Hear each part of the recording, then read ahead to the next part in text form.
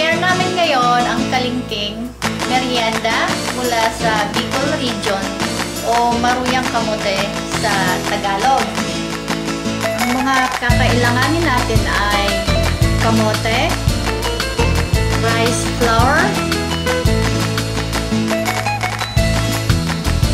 brown sugar,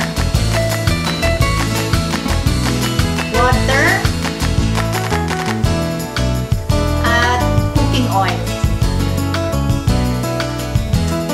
Balatan na ho natin itong kamote.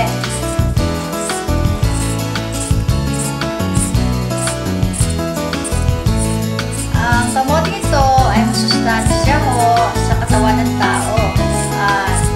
Isang number one pagot ito sa Bicol Province na makikita nyo ho sa mga tindahan.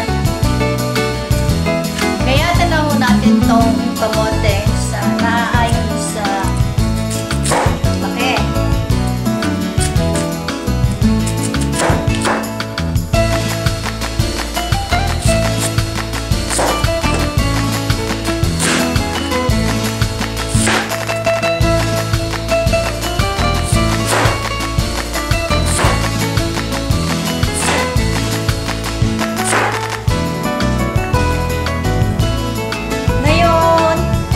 Nahiwa na po natin siya ng pabilog.